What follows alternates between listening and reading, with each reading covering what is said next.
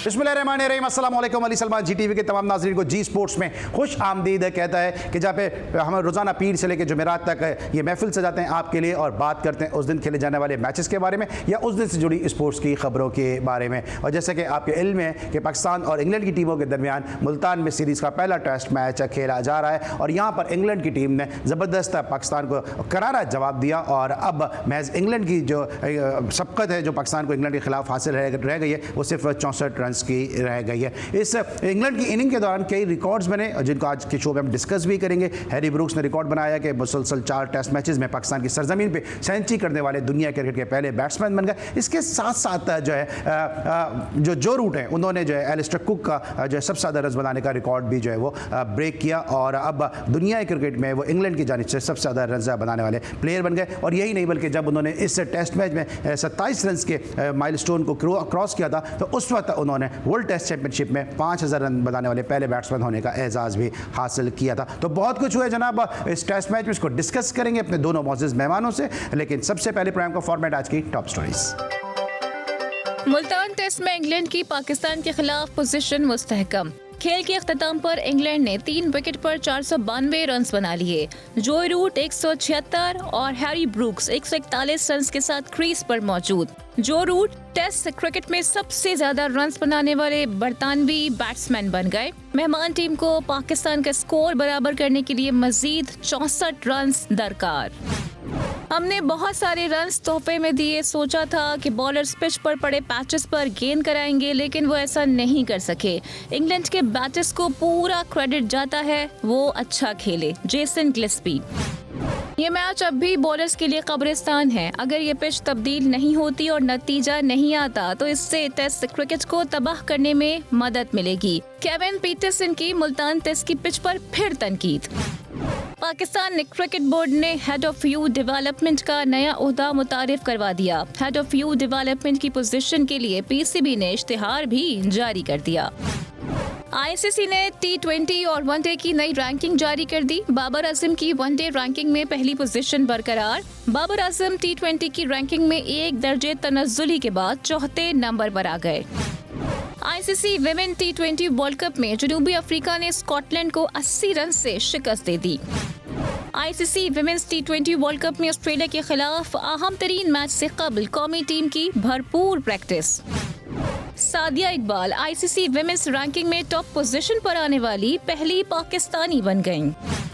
सदर ममलिकत आसिफ अली जरदारी और वजीर आला बलूचिस्तान मीर सरफराज बुख्ती ने आलमी कराटे चैंपियन शाहजेब रिंद को 10 करोड़ रुपए का चेक दे दिया। और रूस और पाकिस्तान फुटबॉल टीमों के दरमियान मुजव्वज़ा मैच मनसूख कर दिया गया। जी नाज़रीन, आज की टॉप स्टोरीज़ और अपने टॉप स्टोरीज़ में देखा कि इंग्लैंड ने जिस तरह से करारा जवाब दिया पाकिस्तानी बॉलर्स को, बहुत ज़बरदस्त उनकी जानिब से परफॉर्मेंस रही। और यही बात हम गुज़िश्ता जो शोज़ थे उसमें भी करते आ रहे हैं कि जब पाकिस्तान ने इतनी ज़बरदस्त बैटिंग की है इस बैटिंग पैराडाइज पिच के ऊपर, तो इंग्लैंड की जानिब से जो है वो कैसा जवाब सामने आएगा। इस मैच को डिस्कस करेंगे और आज हमारे साथ स्टूडियो में जो शख्सियत मौजूद हैं आप उनको गाए बगाए हमारे शोज़ में देखते रहते हैं। पाकिस्तान की जो यंग फीमेल एनालिस्ट हैं उसमें इनका एक तेज़ी के साथ न सिर्फ शोहरत बल्कि मकबूलियत भी हासिल कर रही हैं। FM 101 पे स्पोर्ट्स का शो भी होस्ट करते रहेंगे और हमारी जो स्पेशल ट्रांसमिशन है उसमें भी आप इनको देखते रहें। एक तवील अरसे के बाद एक दफ़ा फिर हमारे शो को इन्होंने रौनक बख्शी। हमारे साथ आप मौजूद हैं एनो ज़हरा, शो में खुश आमदीद कहेंगे। अस्सलाम वालेकुम मैन, कैसी हैं आप? जी वालेकुम अस्सलाम, आपका इनवाइट करने का बेहद शुक्रिया। और अभी विमेंस क्रिकेट में भी बात करेंगे, आपकी मौजूदगी का फ़ायदा उठाएंगे। लेकिन दूसरी तरफ जनाब हमारे साथ जो शख्सियत है वीडियो लिंक पे मौजूद हैं, एक ऐसी शख्सियत हैं कि जनाब जिन्होंने पाकिस्तान के लिए एक मुश्किल एरा में क्रिकेट खेली। पाकिस्तान के एक ऐसे दौर में उन्होंने क्रिकेट खेली कि जब इक्वली गुड पाकिस्तान में फास्ट बॉलर, स्पिनर्स और बैट्समैन होते थे। और न सिर्फ उन्होंने कराची के लिए बल्कि अपने इदारे PIA के लिए भी कई गिरा कदर इनिंग खेली। और अमूमन ये कहा जाता है माजिद खान साहब के हवाले से कि लंच से पहले उन्होंने न्यूजीलैंड के खिलाफ नेशनल स्टेडियम कराची में सेंचुरी बनाई। तो ये भी जनाब अंडर 19 जब क्रिकेट खेल रहे थे, कराची के कप्तान थे, तो इन्होंने भी लंच से पहले जो है वो सेंचुरी स्कोर की। इसके साथ साथ पाकिस्तान अंडर 23 को भी इन्होंने रिप्रेजेंट किया और श्रीलंका के खिलाफ इन्होंने मिनी टेस्ट मैच खेला। और जब इन्होंने सेंचुरी स्कोर की PIA की जानिब से भी इन्होंने सेंचुरी स्कोर की UBL के खिलाफ, और उस सेंचुरी में इनके सामने जो बॉलर थे उसमें वक़ार इनोज सिकंदर बख्तर जैसे बॉलर थे और साथ साथ उस ज़माने में तनवीर मेहदी एक और तेज़ रफ्तार बॉलर थे, तो वो भी इनके खिलाफ बॉलिंग करते रहे। और अगर मुझे गलत नहीं हो तो शायद एक और बॉलर भी होते थे सज्जाद अहमद जो UBL से खेलते थे, वो भी काफ़ी तेज़ रफ्तार बॉलर होते थे। तो वहाँ भी इन्होंने जो है वो सेंचुरी जो है वो इन्होंने जो है वो सेंचुरी जो है वो स्कोर की है। बोल्ड बोलते हैं, ब्लड बोलते हैं, और ये बातें सिर्फ मैं नहीं कर रहा हूँ बल्कि अहमद शहजाद जैसे पाकिस्तानी ज़बरदस्त प्लेयर ने भी इनके तारीफ़ की है अमेरिका में। तो जनाब हमारे साथ मौजूद हैं the one and only Sajid Khan साहब, शो में खुशामदीद कहते हैं। अस्सलाम वालेकुम साजिद भाई। वालेकुम सलाम अली सलमान भाई, आपको एन को और अली तमाम देखने वालों को, GTV वालों को अस्सलाम वालेकुम। बहुत शुक्रिया अली सलमान भाई आपका कम्प्लीमेंट देने का। आप जिस मोहब्बत से इंट्रो देते हैं यकीनी तौर पर हम सब के लिए, जो लोग यूथ है उनको सीखने के लिए मौका मिलता है, और ये एक अच्छी बड़े होस्ट की निशानी है। ठीक है, थैंक यू सो मच, आपने हमारे शो के लिए वक्त निकाला।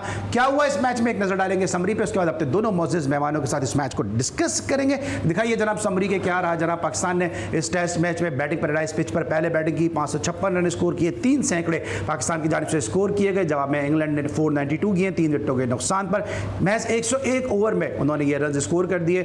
जो रूट 176 की नॉट आउट इनिंग खेलने में कामयाब रहे। हैरी ब्रुक्स की मुसलसल ये चौथी सेंचुरी है पाकिस्तानी सॉइल पर। 141 रन की नॉट आउट इनिंग खेली और पाकिस्तान के बॉलर बेबसी की दास्तान बने नजर आए। आमिर जमाल, नसीम शाह और शाहिन शाह अफरीदी तीनों ने एक एक विकेट हासिल की। 3 दिन का खेल मुकम्मल हो चुका है। 64 रन इंग्लैंड को जो है अब खसारा है, पाकिस्तान को 64 रन की बढ़तरी हासिल है। एन उज़ैरा से आगाज़ करेंगे ज़रा। एंड हम मुसलसल ये बात कर रहे हैं कि बैटिंग पैराडाइज पिच है, पाकिस्तान को हर टेस्ट मैच जीतना है, ख़ुसूसन इस सिचुएशन में कि पाकिस्तान बांग्लादेश के खिलाफ वाइट वॉश हुआ। लेकिन ये पिच बनाकर क्या मैसेज दिया है? आपने हेडलाइन में भी सुना कि बहुत सारे क्रिकेटर्स ये बात कर रहे हैं कि ये सड़क है, कोई कह रहा है ये बॉलर्स का कब्रिस्तान है, कोई ये कह रहा है कि अगर ये पिच ने रवैया तब्दील नहीं किया तो ये टेस्ट मैच की मौत हो गई है।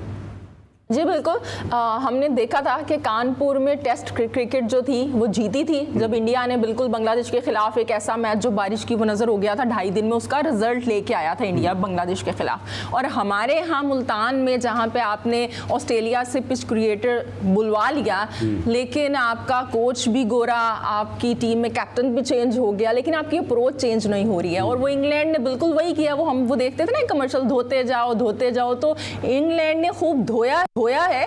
और इसके अंदर आप देखें, अब जो हमारे कोच हैं उन्होंने भी बॉलर्स को आके कह दिया, लेकिन वो सिलेक्ट भी तो खुद ही उन्होंने वो किया है ना। ऐसा तो नहीं है कि पाकिस्तान में टैलेंट नहीं है।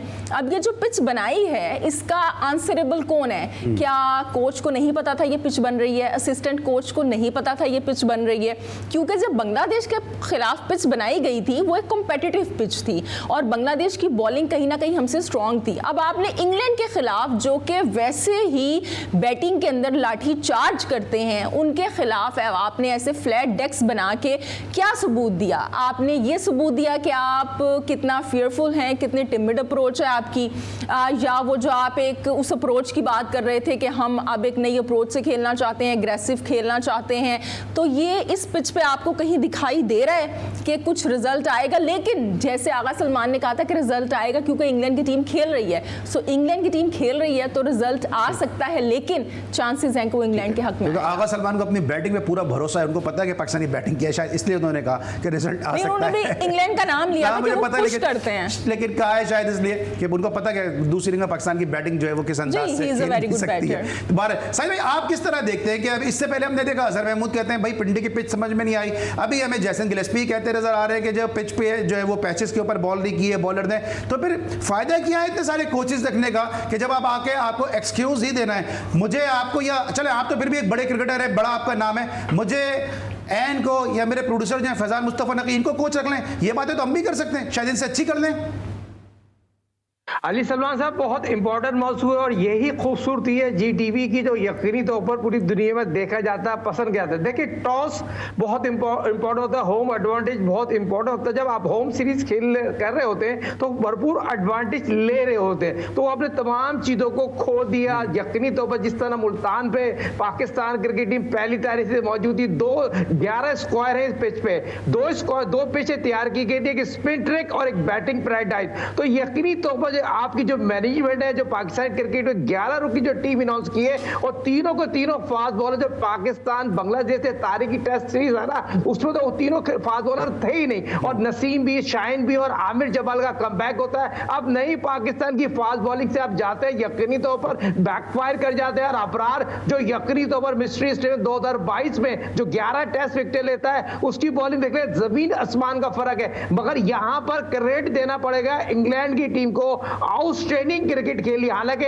आपके मौजूदा कप्तान ने टॉस जीत के बैटिंग करने का फैसला किया है, 35 टेस्ट मैच खेले, 5वीं सेंचुरी बनाई है, तो यकीनी तौर जो उनकी फॉर्म नहीं थी, उनकी फॉर्म वापस आएगी। अब्दुल्ला शफीक 5वीं सेंचुरी बनाते, उनकी फॉर्म आ जाती है। 10 महीने में पाकिस्तान ये टेस्ट मैच खेलता है, और इस टेस्ट मैच में बैटिंग पैराडाइज बैट्समैनों ने अपने लिए बनाई है। बैट्समैन तो अपनी कारकर्दगी दिखाने में कामयाब हो गए, मगर नाकामी किस किस में आई आप ये देखें। 70 ओवर में 40 ओवर में 70 रन बनते हैं, जो पाकिस्तान की बाबर और सऊद शकील खेलने होते हैं। मगर पाकिस्तान की खेल की खूबसूरती जो आपको क्रेडिट जाता है, आगा सलमान पाकिस्तान का सुपरस्टार बनके सामने है। टेस्ट मैच में तीसरी सेंचुरी बनाई है, 750 बनाए। हमें आगा सलमान को क्रेडिट देना पड़ेगा, ऐसे बैट्समैन पाकिस्तान में मौजूद है, और आपकी आई को क्रेडिट देना पड़ेगा। 2 साल पहले आपने इस लड़के की आवाज उठाई, और उसने अपनी कारकर्दगी से दुनिया भर में बता दिया एक बेहतरीन ऑलराउंडर और बेहतरीन पाकिस्तान का फ्यूचर का कप्तान बनने की उसमें तमाम वो सलाहियतें मौजूद हैं, मगर उस पर कोई बात नहीं कर रहा। और दूसरी अली भाई, आप देखें, जब नसीम शाह 40 रन बना रहे हो, तो उससे आप अंदाजा लगा लें ये बैटिंग किस तरह की होगी। और दूसरी सर जू रूट को मैं क्रेडिट दूंगा, जो यकीनी तौर पर रिकॉर्ड बनाने जा रहे हैं, यकीनी तौर पर अगर नए चौथे दिन खेलेंगे। और ये इंपॉर्टेंट अली भाई, as a cricketer, as a coach बात करूंगा, रोल का बड़ा इंपॉर्टेंट होगा। कल हैवी रोल लेते हैं कि राइट रोल लेते हैं, और रिवर्स स्विंग जो पाकिस्तान के सिवाय आमिर जमाल ने की है, तो रिवर्स स्विंग कहां चले गई। ठीक है। अच्छा साहिब भाई, जो ये पिच बनी हुई है, इस पे तो अगर मैं समझता हूं अगर अभी आपको भी खिला दें, या आपके जो पीआईए के दूसरे ओपनर्स थे, गुलाम अली थे, शोएब मोहम्मद थे, फिरोज मेहदी थे, रिजवान उज़्ज़मा थे, या किसी भी ओपनर को खिला दें, किसी भी बैट्समैन को खिला दें, तो बड़ा उनके लिए तो कि ये आइडियल ये पिच है कि जहां पे आसानी के साथ आप आए और रन्स करें, क्योंकि बॉलर के लिए तो कुछ भी नहीं है।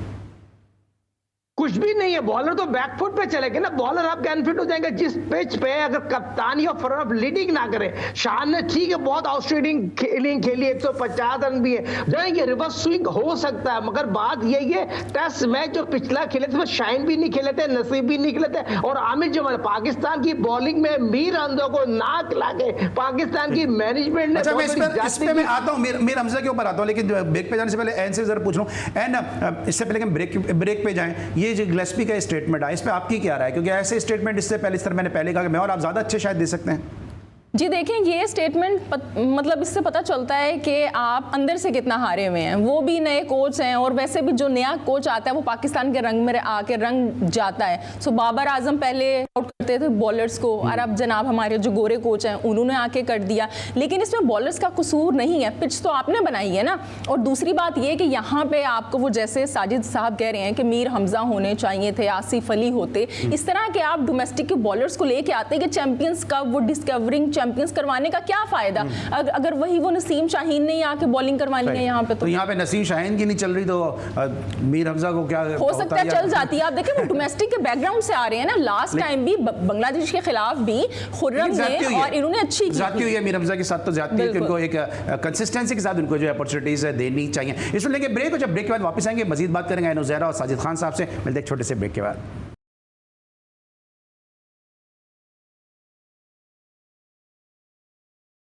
Welcome back after the break. और ब्रेक पर जाने से पहले हम डिस्कस कर रहे थे पाकिस्तान और इंग्लैंड के दरमियान खेले जाने वाले टेस्ट मैच को। साजिद खान साहब हमारे साथ ह्यूस्टन से लाइव मौजूद हैं, जबकि एन ज़हरा हमें स्टूडियो में ज्वाइन कर चुकी हैं। साजिद भाई, अभी हम डिस्कशन कर रहे थे इस टेस्ट मैच के हवाले से, और जो परफॉर्मेंस दी है जो रूट ने, अफसर जो रूट कह रहे थे, और जिस तरह से इन्होंने परफॉर्म किया कि ना सिर्फ इस इनिंग के दौरान इन्होंने वर्ल्ड टेस्ट चैंपियनशिप में 5000 रन का रिकॉर्ड बनाया, बल्कि साथ साथ इन्होंने आज एलिस्टर कुक का भी रिकॉर्ड तोड़ दिया, और अब ये इंग्लैंड के सबसे ज़्यादा रन बनाने वाले बैटर्स में शुमार हो गए। और अगर टॉप का हम बात करते हैं, ओवरऑल अगर हम बात करते हैं वर्ल्ड में, तो मेरे ख्याल में 5वें नंबर पे कि जो सबसे ज़्यादा रन बनाने वाले, टॉप पे सचिन तेंदुलकर हैं, और उसके बाद फिर जो है वो दूसरे प्लेयर्स के नाम आ जाते हैं, जिसमें ड्रेविड हैं, इसके साथ साथ एलिस्टर कुक को आज जिन्होंने पीछे छोड़ा।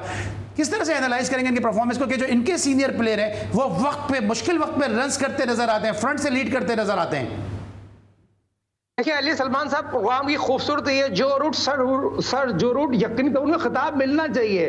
जो मॉडर्न क्रिकेट में उसने क्रिकेट खेली है, जो उसने इनपुट डाला है ना दुनिया के क्रिकेट में, उसने अपने बॉल और बैट के दरमियान जो खास तौर पर जो उसने स्कोर करे ना, जो सेंचुरियां बनाई है, और इंग्लैंड जैसी क्रिकेट टीम में 35 सेंचुरियां 35 सेंचुरी बनाना, क्लासिक इनिंग खेलना, बॉल और बैट के दरमियान शॉट सिलेक्शन, अटैकिंग क्रिकेट खेलना, और ये चीज हमारे खिलाड़ियों को सीखना चाहिए। तो इस प्लेटफॉर्म जो इंग्लैंड से लोग देखना है, जो सपोर्ट करना है, वो ग्राउंड में सो रहे थे। तो हमारा इमेज जो टेस्ट मैच का जो खराब करने की कोशिश गई पाकिस्तान में, जो टेस्ट मैच की खेलने की थी, मगर जो रूट की कारकर्दगी से देख के, शॉट देख के बहुत ज्यादा क्रिकेट को एंजॉय करने को मिला। और ये चीज यकीनी तौर पर कल रिकॉर्ड बनाने जा रहे हैं। यकीनी तौर पर कल अगर वो खड़े हो गए तो बहुत इंपॉर्टेंट इनिंग खेलेंगे। जिस तरह बॉल और बैट के दरमियान खेल रहे, क्या वो 300 रन बना सकते हैं? और ये चीज बताना जरूरी है, पाकिस्तान बैकफुट पे चले गया। अगर 40 मिनट में अगर इन्होंने कल आउट नहीं किया, और रिवर्स स्विंग हो रहा है, रिवर्स स्विंग करना चाहिए, पसीने लगा के करें। पसीना 40-35 की गर्मी में अगर रिवर्स स्विंग नहीं कर सकते तो आपके बॉलर किस बात के बॉलर है? ये नसीम शाहीन जाफरीदी। तो ये पाकिस्तान के हेड कोच, जो बॉलिंग स्पिन कोच जो अजहर महमूद है, तो उनको तो रिवर्स स्विंग बॉल बनाना आता था ना यार। ये बॉल बनाना सिखाए तो सही लड़कों को, जो रिवर्स स्विंग एक आर्ट है। सही। क्या आपको लगता है जरूर ट्रिपल सेंचुरी कर जाएंगे, इस तरह साजिद भाई कह रहे हैं? क्योंकि इससे पहले सहवाग मुल्तान में ही पाकिस्तान के खिलाफ ट्रिपल सेंचुरी करके जा चुके हैं। आप मुझसे पूछ रहे हैं? जी बिल्कुल, जो रूट बहुत बड़ा नाम है, बल्कि मुझे तो ऐसे वो लगता है कि जो रूट जितनी अच्छी फॉर्म में है और जितनी अभी उनकी एज है, वो जितनी क्रिकेट बाकी है, मुझे ऐसे लगता है कि वो सचिन तेंदुलकर का जो रिकॉर्ड है 16,000 रन का रिकॉर्ड है, तोड़ सकते हैं। मैं ये नहीं कह रही कि तोड़ देंगे, लेकिन ही इज केपेबल कि वो तोड़ सकते हैं। और देखिए ऐसे जो प्लेयर्स बाकी है रूट के अभी, वही ना, और ऐसे जो प्लेयर्स आते हैं ना, वो क्रिकेटर के साथ साथ जो बोर्ड होता है उसकी भी बड़ी कंटिन्यूटी होती है, प्लान्स का हिस्सा है। ऐसा नहीं है कि कैप्टन फेल हो गए तो उनको बाहर निकाल के रख दिया, मुसलसल हिस्सा है। हमारे यहाँ मसला ये है कि हमारे यहाँ अप्रोच ही ठीक नहीं है। अब हमारे यहाँ जो आपने सुना एक नया वर्ड जो कि शान मसूद भी कह रहे हैं, हमारे कोच भी कह रहे हैं, कंटिन्यूटी की वजह से आप देख रहे हैं कि इब्रार को भी खिलाया गया, अब्दुल्ला शफीक को भी खिलाया गया। कंटिन्यूटी ये नहीं होती है कि अगर आपने अब्दुल्ला शफीक स्लिप पे कैच ड्रॉप कर रहे हैं, वो आपने वहाँ पे उसे खड़ा करके रखना है कि इब्रार फेल हो रहा है, आपने उसको खिलाना है। कंटिन्यूटी अप्रोच से होती है। अब आप वो देखें जैसे कि इंडिया के अंदर है कि नीतीश रेड्डी पहले शामिल किया, अनफिट हो गए, लेकिन अब वो उनके प्लान्स में था, चाहे उसने दुलीप ट्रॉफी में परफॉर्म किया नहीं किया, वो दोबारा आ गया बांग्लादेश की सीरीज में, एंड ही डिड इट। अपनी यंग टीम को वो छोटी टीम्स के खिलाफ खिलाते हैं। ये अप्रोच होती है, ये कंटिन्यूटी होती है। सो ये जब तक आपके अंदर कंटिन्यूटी नहीं आएगी ना अप्रोच की, हम इसी तरह से स्ट्रगल करते रहेंगे। ठीक है। और अभी अब हैरी ब्रूस की बात करते हैं, तो हैरी ब्रूस ने रिकॉर्ड बना दिया, चौथी उन्होंने सेंचुरी बना दी पाकिस्तानी सॉइल के ऊपर। क्या वजह है कि हमारे साइम अय्यूब है, क्या वजह है कि हमारे जो बैट्समैन है, ठीक है 3 सेंचुरी जरूर हुई हैं, लेकिन हम अपने पिचेस को नहीं समझ पाते। वहाँ से शाकिब आता है, मुशफ़िक़ उर रहीम आता है, दूसरे बैट्समैन आते हैं, वो परफॉर्मेंस देके चले जाते हैं, वो पिच को समझ जाते हैं। ये आपने बड़ी अच्छी बात की कि जो दूसरे आने वाले हैं, चाहे वो एशियन टीम है, चले देखिए बांग्लादेश फिर भी एक एशियन टीम आई थी। अभी तो इंग्लैंड की टीम बिल्कुल डिफरेंट कंडीशन से उठ के आई है, श्रीलंका से हार गए हैं बिल्कुल, और आखिरी मैच वो श्रीलंका से हारे भी हैं वो बिल्कुल। और उसके बाद आप देखें इस दफ़ा जो उनकी टीम है वो भी पहले के मुकाबले में इतनी वो तगड़ी नहीं है, इस वजह से कि उनका पेस अटैक, वो जेम्स एंडरसन जो थे वो रिटायर हो गए, और इसी तरह से Mark Wood unfit, Ben Stoke unfit हो गए। सो इस चीज़ को भी पाकिस्तानी खिलाड़ी यूटिलाइज नहीं कर सके। और जहाँ तक आपने बड़े खिलाड़ियों की बात की कि साइम अय्यूब वैसे परफॉर्म नहीं कर पा रहे हैं, हमारे यहाँ वही बात है कि वहाँ पे ना जो खिलाड़ी होते हैं, एक तो ये कि वो लॉन्ग फॉर्मेट से आते हैं। अब जायसवाल को आप वो देखेंगे वो कितने मैच खेल के आए हैं और इंडिया ने उनको किस तरह से ट्रीट किया है। अब अगर आप जायसवाल और शुभमन गिल, यानी इंडिया इस अप्रोच के साथ जा रहा है कि जायसवाल और शुभमन गिल भी उनके सीनियर प्लेयर हो गए हैं, अभी बांग्लादेश के खिलाफ वो भी रेस्ट पे हैं। और हमारे यहाँ क्या है, अभी आप हमारी इमर्जिंग टीम देखें जो एशिया कप की है, उसके अंदर लोग इस बात पे अफसोस कर रहे हैं कि तैयब ताहिर को नहीं शामिल किया। अब आप देखें लास्ट टाइम तैयब ताहिर ने इमर्जिंग एशिया कप में अच्छा परफॉर्म किया था, एशिया कप की टीम में उसे शामिल किया, कहाँ पे गया? उसको निकाल दिया। आपके प्लान्स मुसलसल जो हैं उनमें कंटिन्यूटी ही नहीं है। तो हम देखते हैं कि या तो एकदम से बुलंदी होती है, एकदम से बिल्कुल, या एकदम से ऊपर या एकदम से नीचे। बातें हो रही है कि हारिस को जो है वो कप्तान बना दो T20 का, मतलब अजीब वो गरीब फैसले जो है वो सुनने में आ रहे हैं कि अगर ऐसा ये फैसला एक और कर लेते हैं। प्रोफेशनलिज्म है ना। साहिब भाई, आप किस तरह से देखते हैं हैरी ब्रूक्स की परफॉर्मेंस को? और वही सवाल है कि जो बाहर के जो फॉरेन प्लेयर्स आते हैं वो हमारी पिचेस को, हमारी कंडीशंस को समझ जाते हैं, हम यहाँ पे एक्सक्यूज ही देते नजर आते हैं। और वो जिस तरह भी एन ने कहा था कि धोते जाओ और वो सही मायने में जो वो धोबी पटका लगा के निकल जाते हैं।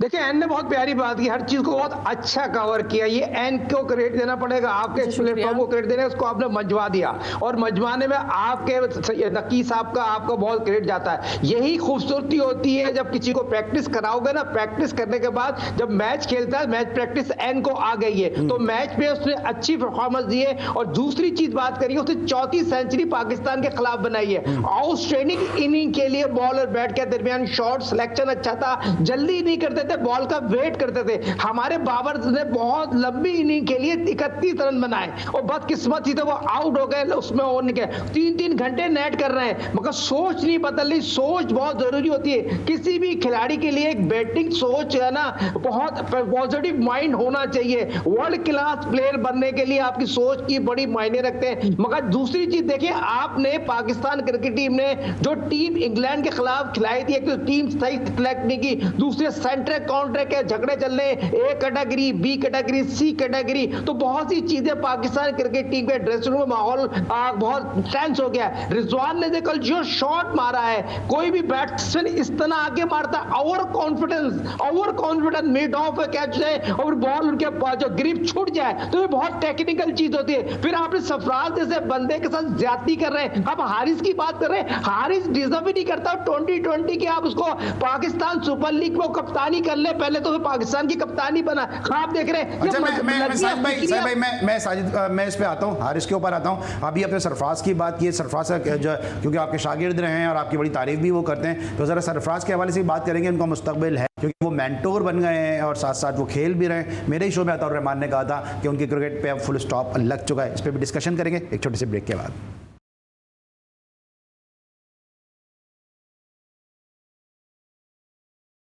Welcome back after the break. और ब्रेक पर जाने से पहले हम डिस्कशन यहाँ तक लेकर आ गए थे कि सरफराज अहमद की अब क्या टीम में पोजीशन है, उनका क्या फ्यूचर है, एंड आपको क्या लगता है कि सरफराज अभी मेंटोर बन गए हैं, अभी टीम के साथ भी हैं। गुज़िश्ता मेरे शो में अताउर रहमान ने कहा कि उनका कैरियर जो है उस पर फुल स्टॉप जो है वो लग चुका है। आप किस तरह से एनालाइज करेंगे? देखिए, साजिद भाई हमारे साथ हैं। सबसे पहले तो ये कि उन्होंने बड़ा अच्छा कॉम्प्लीमेंट किया मुझे, मेरे लिए बड़ी अहमियत का हामिल है कि आप दोनों कोचेज़ हैं और उन्होंने इस चीज़ को अप्रिशिएट किया, मेरे लिए उसकी बड़ी अहमियत है। लेकिन उनकी एक बात से मैं बस, ये जो सरफराज अहमद वाली बात है ना, उससे मैं डिसएग्री करूँगी। मेरे ख्याल से जो सरफराज अहमद हैं वो अब किसी ना किसी हद तक सेल्फिश हो गए हैं, क्योंकि एक तरफ तो वो मेंटोर बने हुए हैं, एक तरफ वो उसी टीम में विकेट कीपर बैटर खेले भी, हमने देखा डिस्कवरिंग चैंपियंस में।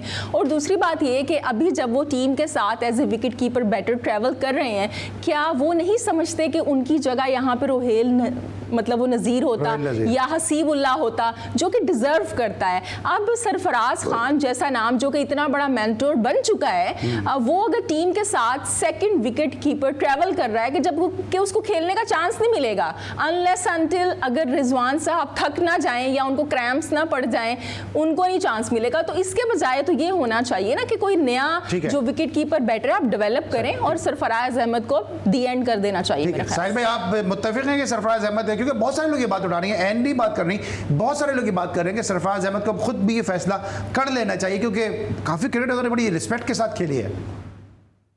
बहुत शुक्रिया अली सलमान एंड नकी भाई। देखिए, बहुत इंपॉर्टेंट मौजू है। सरफराज अहमद पाकिस्तान का तीनों फॉर्मर कैप्टन है साबिक, जो आखिरी टेस्ट मैच पर्थ में खेला था। ये अगर मुल्तान की पैराडाइज जैसी बैटिंग विकेट पे आप उसको खिला देते हैं, जो 2022 में 333 रन बना के आगे न्यूजीलैंड ने रिकॉर्ड ब्रेक किया। 435 4 साल और 35 दिन उसने रिकॉर्ड बनाने में लगा है और पाकिस्तान की हिस्ट्री का रोल मॉडल है। तो यहाँ पर कौन से ऐसे लोग थे जो सरफराज को खेलने ना दे रहे हैं? आप सरफराज सरफराज को तीनों टेस्ट मैच खिला दें, वहां आप उसके करियर का पता चल जाए। बगैर खिलाए आप कैसे कह सकते हैं उसको, आप उसका एंड हो गया। हर आदमी का मैं उनका एहतराम करता हूं जो भी वो कह रहे हैं, मगर जब तक आप खिलाएंगे नहीं, मेरा सवाल ये पैदा होता है आप सरफराज को तीनों टेस्ट मैच खिला देते, तीनों टेस्ट मैच खिलाने के बाद आप डिसीजन ले लेते, सरफराज को रिटायरमेंट का फैसला करने देते, मगर आप बगैर खिलाए ये पाकिस्तान की हिस्ट्री उठा के देख लें। ग्रेटेस्ट प्लेयर मैंने रोते हुए देखे अपने सामने, कितने बड़े बड़े प्लेयर को रोते देखा। पाकिस्तान क्रिकेट टीम में कोई भी प्लेयर खुशी से नहीं जाता,